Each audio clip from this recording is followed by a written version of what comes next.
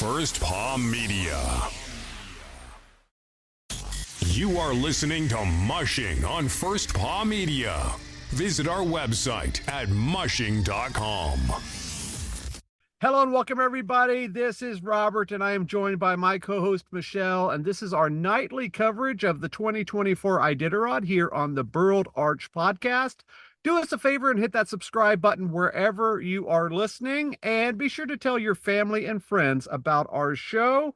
Michele, I am recording from the road. I know you are there at Mushing Magazine headquarters. What's happening today in your neck of the woods? It's been quite a busy day as usual. There's been a little bit of chatter out there about the mushers going across that elusive spot where there's always low snow. So let's do what we normally do and talk about who is where. We are recording this at about 4:30 Alaska time on Tuesday. In first place is Jesse Holmes. He is running at 7 miles an hour, followed by Travis Beals, Ryan Reddington, Dallas Seavey, and Hunter Keefe. Pulling up the rear, we have Joshua Robbins, who is also running, Laura Kittleson, Jeff Reed, Connor McMahon, and Benjamin Good. And we do have a little bit of news to announce. If you have not been following too closely tonight, Millie Porsled won the Alaska Air Transit Spirit of Alaska Award. That is awarded to the first musher that reaches McGrath, and she won a pair of handmade beaver mitts, a fur hat, as well as a Pendleton wool blanket from Alaska Air Transit. And this award has been around quite a while, and I think that the sponsor is relatively new. 6 years they have been sponsoring the race. I always love these awards, and we always get questions about, do these mushers have to carry these awards down the trail? And that is absolutely no. They are presented there most likely as a photo op, and then they are either given to them at the finishers banquet or in Nome, or in some cases after the race at a later date. So that is the first award that has been won, and there are several of these awards that are given on down the trail, and we'll talk about each one of them as they come up. But there is some strategy into this as well. Sometimes mushers who don't necessarily have a chance of winning the race will really jackrabbit down the trail in order to get some of these awards, and some of them equal cash prizes. And I don't think that Millie is one of these mushers. I think she has a real chance to win for sure, but it's interesting that she is the first one.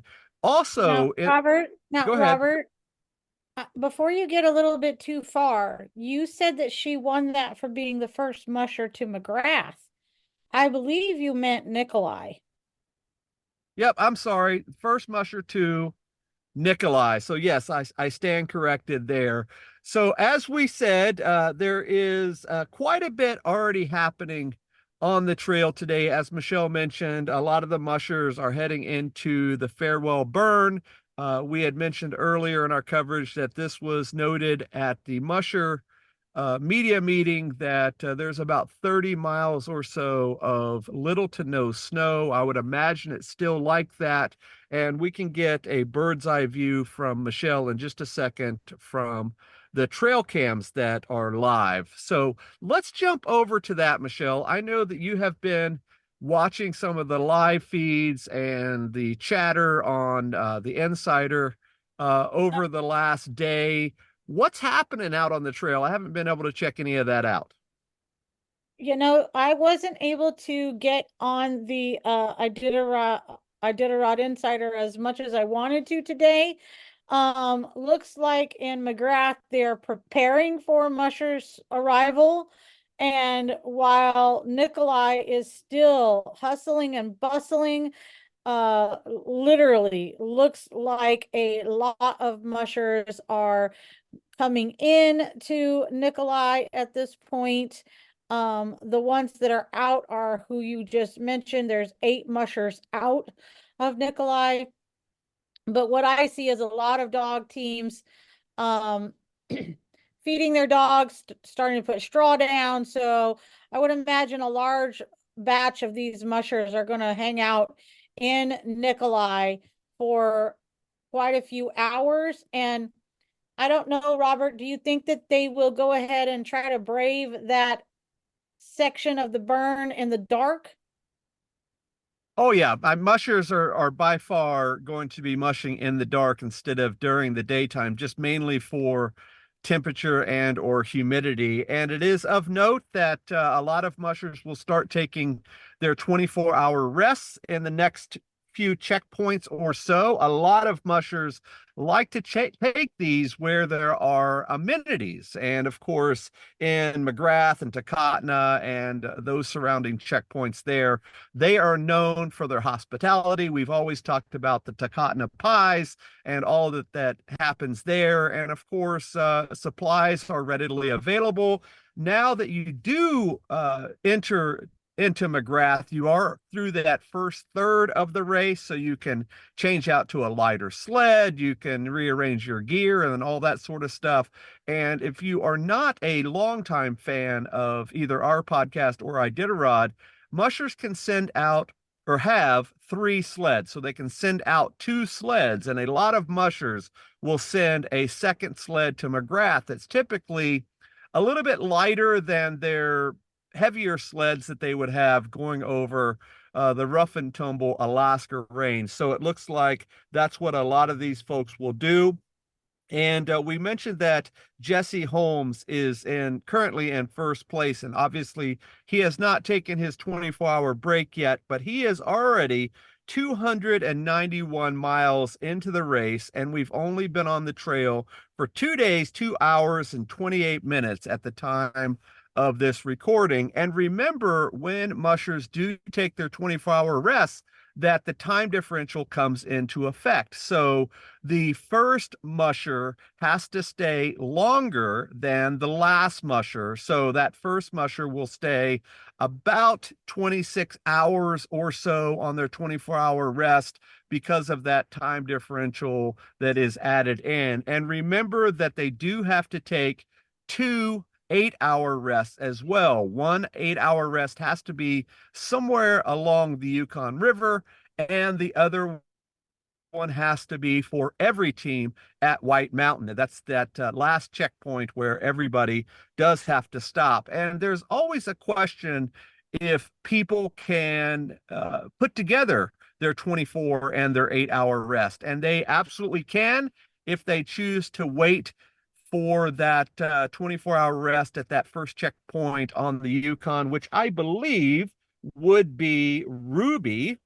Yes, it would be Ruby would be the first checkpoint on the Iditarod Trail this year. So it is feasible that they could do that. Ruby does have some amenities that some of those other overland routes would not. So I guess there could be some benefit to that. I have been to Ruby. It's a nice little checkpoint town. It's interesting that right there on the Yukon, how much hubbub can go on. And we can definitely talk more about that over the next coming days when the mushers get much closer to that. Michele, what else is happening on the trail today? Well, what I noticed is all the mushers are now successfully out of Roan. So if you're checking Iditarod and you are not an insider, you may not be getting the most up-to-date information. So yes, it does still show on the regular Iditarod.com page that there are still 3 mushers in Roan when actually there are not. Everyone is out of Roan and out on the route towards Nikolai. What I noticed, Robert, is Jesse Holmes, when I last looked at his stats late last night, he was still running a full 16 dogs. He's now down to 13. Yes, several teams have dropped a few dogs, and this is where this is going to happen. As we mentioned, there is some strategy to this, and it's not always due to illness or injury. Some people will start these larger dog teams, as we mentioned several times, a 16 dog limit this year, and then they work their way down, whittle them down to have a much smaller dog team as they move down the trail. There has been a lot of talk all over the years of covering this race that the race is literally a race of thirds. So this first third of the race is now done. So now we'll head into that second third, which is from about the that side of the Alaska Range to the coast, so all the way up through Caltag Portage and on. And then the last third is from the coast and onward to Nome. So it's literally three different races, if you will, with kind of varying conditions and different strategies going out. And if you got a chance to listen to that interview that Michele did with Dallas Seavey yesterday that we posted here on the podcast, he talks about that. He is very excited to run his team on the coast. So he is already preparing that strategy as he's going in. Of course, everybody is as well. But what I find interesting, Michele, I'm sure that you have noticed this as well, is there is a heck of a lot of people covering the Iditarod this year from various platforms. Some real newcomers are into the game, especially on YouTube. A lot of people are doing daily coverage like we do on YouTube. Richie Deal is doing a YouTube/podcast that is literally Pete Kaiser's every move. I know that they are buddies, and he's covering that. Pete Kaiser is a musher from Bethel, so there is that. Then we have our friends the Underwoods that are covering their podcast also on YouTube, Mushing Alaska podcast. So there is a lot of people covering this race, and I really think that that's good for the sport. The more people, the merrier. We've been doing this a long time, and we're sort of the quote unquote grizzled veterans of this, doing this nightly coverage. And I would have to say that it is a lot of work, isn't it, Michele? It sure is. And Robert, of note, it should be noted, though, that Iditarod Insider, for the first time ever, well, maybe not the first time ever, but the first time ever where they've actually been noticed doing so, they're starting to focus some storytelling on the back of the Packers. I really like that. I did see a lot of talk about that today, especially on Facebook. And that's cool. I really think that that's a good way to do it. And there's a couple of reasons for that. Obviously, people have been asking for that coverage for years.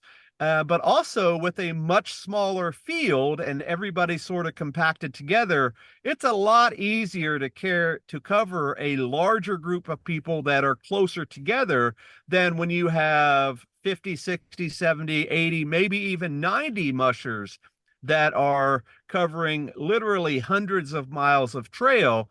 There's only so much coverage that those guys can do. And I think that them covering the middle to the back of the Packers is what it's all about. And I say that because so many people know the stories of the people that are in the front. You know, we all know the stories of Dallas and Aaron and Pete and all of those guys that are, you know, the household names of the sport. But there are so many stories of people that are doing this that aren't necessarily even thinking about winning. They just want to go out there and run a good race and have a happy dog team and get to Nome and get that belt buckle and have that as one of the coolest achievements that they'll probably ever do in their life. So I think that is really cool that they are doing that and definitely expanding their coverage. And they are doing a heck of a lot more, as you mentioned, Michele, with the live streams and the live feeds and all of that. What exactly can you see on Insider now? I know that they do have those live stream cameras, but they talked about some drone footage at the media briefing. Have you seen any of that yet? I haven't. I was going to open that up later when I am finished with my dog chores this evening. But yeah, they've done 2 sets of drone footage. It appears that they did one in Rainy Pass as well as the Dalzell Gorge.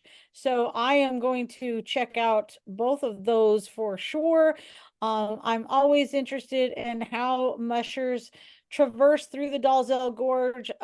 Ever since we saw Jeff King with his GoPro on his chest video go through the Dalzell Gorge quite a few years ago. I've always found it just so much athleticism goes to the musher on that portion of the trail. Dogs can run on dirt, you guys. Dogs can run on snow. Dogs can run across frozen lakes. But a person on a sled is going to have a whole lot more trouble traversing across different types of land and snow, ice, dirt.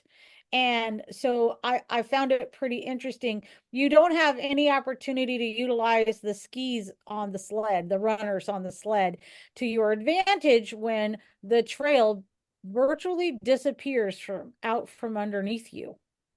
Yeah, and I think that's going to be cool. And when we were at Yentna Station on Sunday, I got a chance to sit down with Meredith Mapes, who was the comms person there at that first checkpoint, and we talked about internet coverage. And she said that for the first time ever, she believes that the Insider crew has their own Starlink that they're carrying along down the trail. And I know internet connectivity for many, many years has been very sporadic and, of course, at the will of whatever's available in the villages. So that is very cool that technology has really come on board and you're able to literally have high-speed internet access anywhere in the world.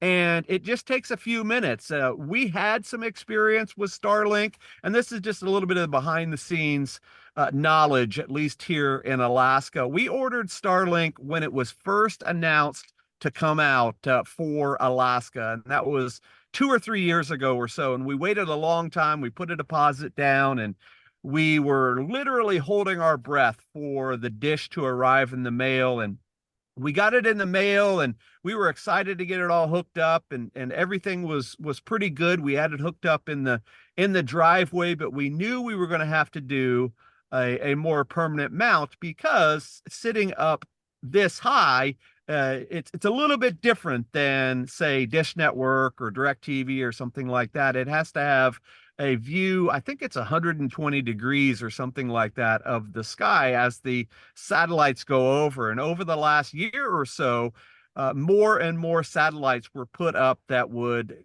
cross over Alaska. And when we first started, there was just a few. So there would be a lot of drops and buffering and all that sort of stuff. And then finally they released enough satellites where it was almost constant coverage, and we were ready to install it up on our property here in Willow. And we had a guy come out, and he was going to install it, and he brought out some fancy equipment. And he said, unfortunately, you have too many trees, so this is not going to work for you. So we ended up paying for Starlink service at $99 a month for over a year while we waited for more satellites to come in, to find out that we were in the wrong area because we had too many obstructions. And of course, trees are an obstruction. We always say that we have our little fort in the woods. So we promptly put that Starlink dish up for sale on Marketplace, and it was sold in about an hour. So people are really excited about Starlink up here in Alaska, and I am sure people are really enjoying the ability to have these live feeds and this constant internet that has been so lacking on Iditarod. And I think it's truly going to take the coverage of the race to a new level. I'm sure you would agree, Michele. I do, but that also makes a little bit of sense because yesterday when I was watching the video and I could hear Greg and Bruce talking, one of them had said, I can't get closer right now, you guys. I have to be plugged in. And the only spot to plug in is right here on the deck. And so some of the camera views might seem like they are really far away and they're only focusing on one section or one spot in the dog yards where the mushers are parked, caring for their dogs and themselves. That has to be because they are limited on how far away from actually being plugged in they can get. So they are moving the cameras around as much as they possibly can, but it's not like they can walk around with their iPhones and get video coverage the way that we would think they could. Yeah, and of course, once the insider crew reaches the Yukon and then onward up to the coast, they should have excellent connectivity. There is a spot there where there are, some woods and things going from about Caltag and then up through the Portage and then onto the coast. But as you work your way north, all of a sudden there are no trees at all. And Nome is infamous for the Nome National Forest, which are Christmas trees that they put out on the sea ice at the Iditarod time, because there are no trees at all up on the coast. So I would imagine that connectivity up that way should be almost perfect. I agree. And I'm noticing here on some of the video that there's quite a few mushers not wearing gloves while they're getting the booties on and off the dogs and preparing the meals and things. So I'm wondering if it's really warmed up out there on the trail. And so I just pulled up my trusty Weather Underground app, and sure enough, it says it's 29 degrees in Nikolai right now. Well, if it's that warm, as you know, Michele, as dog mushers, we're down there in sweatshirts and fleece pants at those temperatures. So you don't need Well, to have need to have big parkas and heavy gloves on when it's that temperature, do you? no, but some people look like they're wearing their parkas, a couple of the volunteers. But for the most part, I see mushers wearing dog chore gear, no parkas, some gloves, some not gloves. One of the smartest people I see are pulling those smaller jet sleds that we use to gather wood. Or your kids are gonna slide down the hill in those bigger little jet sleds, but they're not super big. There are a couple of mushers dragging around 5-gallon buckets with hot water out to their parking spots using one of those sleds. So I did see a couple of mushers dragging those sleds with some gear in them behind them instead of the traditional tail draggers. Yeah, I really like that. I did see a couple of those as well. And of course, that's a much cheaper alternative than a fancy trailer system that has to be fabricated for your sled. I mean, those sleds, those jet sleds, as you mentioned, they're less than $100. And if you can figure out a way to attach it to your trail dragger, I think that's a good way to go. I'm thinking about doing that when we do runs with our students. We could definitely take a student or two in that. We teach college classes for dog mushing as well. One other thing before we jump over to our musher profile of the evening is over on mushing.com and on our Facebook page, Mushing Magazine. Just a very quick side note. A lot of people have been asking about, are we going to cover some of the other races that are happening aside from Iditarod? People always say, hey, we love your coverage, but you're very Alaska centric. And I know, of course, this is the Iditarod podcast that we're doing, but we are planning on covering 3 big time races over in Scandinavia this week and into the weekend. One is the Finnmark Slopet.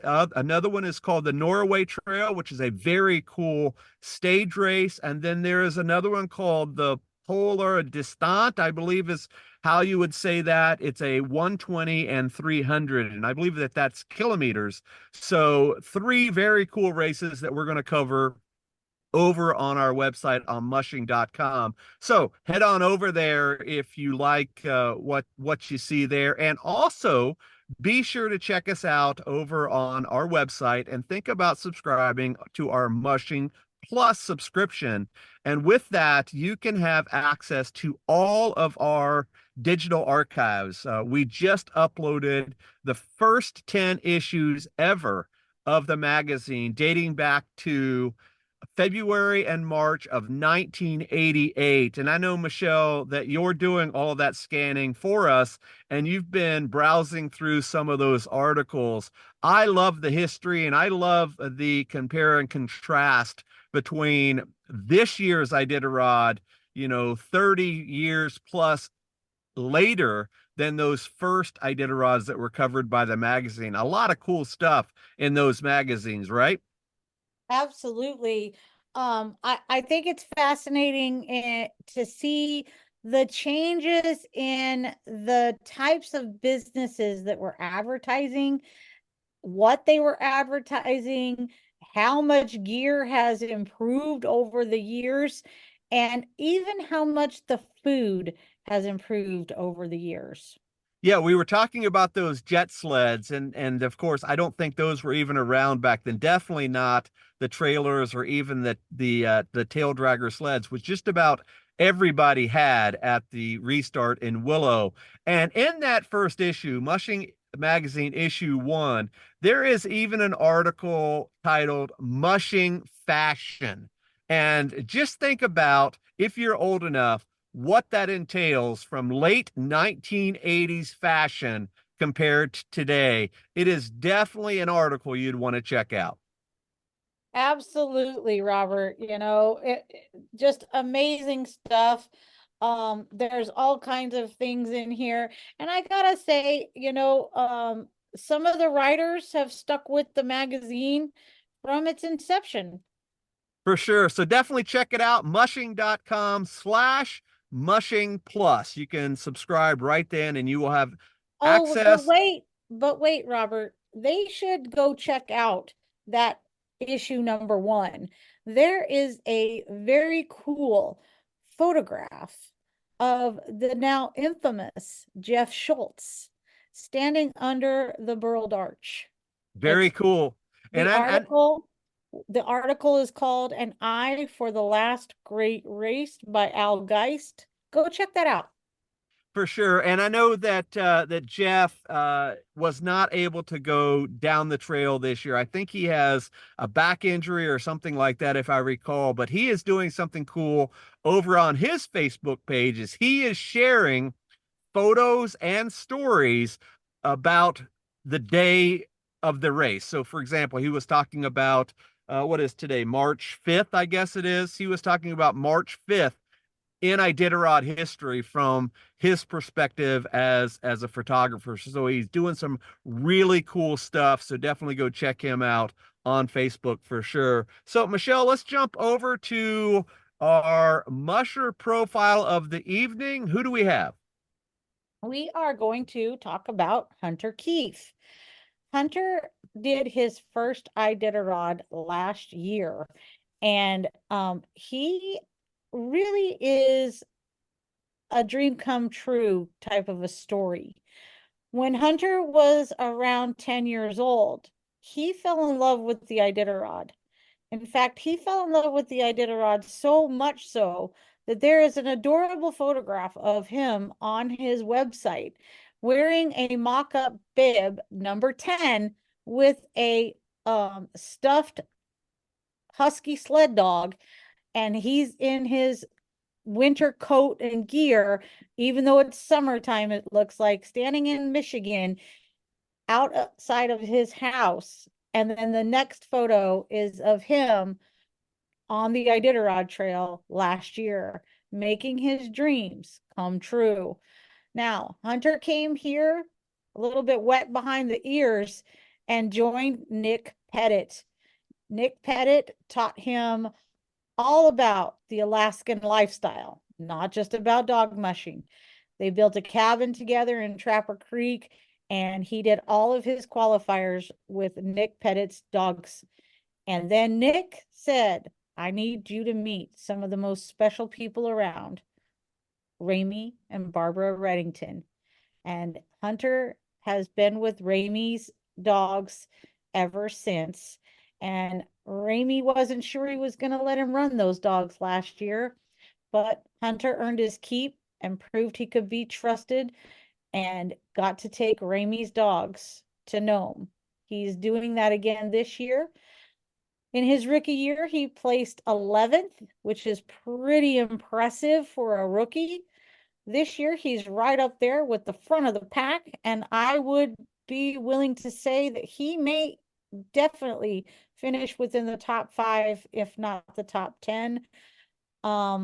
He's doing great. He's received lots of awards for his dogmanship and sportsmanship, and he's one heck of a guy. He loves to sing and dance when he's out on the trail. He talks about a particular song that he loves to listen to when he's out there, and he gives you a tag for that on his website. I think you guys should go find it. Go check out hunterkeefe.com. Yeah, I really like him. I interviewed him early last summer. So right after Iditarod, I did a bunch of interviews with the finishers from last year, and he was by far one of my favorite interviews. He is definitely infectious in his enthusiasm, and of course, he was made very popular last year with his dancing and his playlists and all of that. And he does talk about that in the interview. You can find that interview over on our Mushing podcast feed. So go check it out. Just search for Hunter Keefe, and that will pull up. And even though it is a year old, it's definitely a good interview. So thank you for sharing that about Hunter, Michele. I always love the musher profiles that you do, and I'm really excited for the next couple that you have down the pipe. You have reached out to some family members, and some people have emailed you or contacted you back. And I don't know exactly who they are yet, but I know you were telling me earlier today that you got a voice memo from one very proud family member of a musher that's out on the trail today. So we're excited to hear about that. And Yes, even though Robert, yeah, I need to let people know, if you would like a musher or your musher to be featured on my profile, you can DM me on the Facebook page for mushing, or you can email me info@mushing.com. I'm personally on Facebook. You can reach out to me that way. Emailing is a little bit difficult. I'm also on Instagram, Twitter, LinkedIn, whatever. My phone number is on my own website for DogWorks Training Company. Give us a call. If there's somebody that you want me to know about, let me know. We'll put them on the Musher profile. And by the yep, way, maybe you want to talk about somebody that's not a musher that you want to give a shout out to. I'm more than willing to give it a listen and put it out there. for sure. And I know that we did a lot of interviews there at the restart, and I hope to download one of those every day. And since I am hosting from the road today, I'm not able to drop in audio clips, but we will be doing that tomorrow and in days after from there. So looking forward to that. I haven't listened to any of those yet. So I'm hearing them for the first time when they drop. So it is definitely new news to me. So Michele, before we go, any last minute updates or things you want to mention? No, I would be willing to uh bet that it might be a race into McGrath between Jesse and Travis. They Yep. are pretty close together, and they are both hitting the trail right around the same speed. Travis got an advantage by having 16 dogs still. And at this point, I would say our second race into McGrath is between Ryan and Dallas. Yep, I'm looking forward to seeing where we end up in the next 24 hours and see who does take that 24-hour break. So on behalf of my co-host, this is Robert for the Burled Arch podcast and Mushing Magazine. We will see you guys next time. Goodbye. Nobody covers dog sledding like Mushing from First Paw Media. Our team of athletes, volunteers, race organizers, and mushers like Robert and Michele Forto brings you closer to the sport. If it's happening, we are there. Live from the qualifying races in January and February, the Iditarod in March, and in the summer, Mushing takes you on the road with our team and trail tour. We connect you with a history of the sport, in-depth interviews with the top mushers, and great storytelling and breaking news all year long. Follow on mushing.com.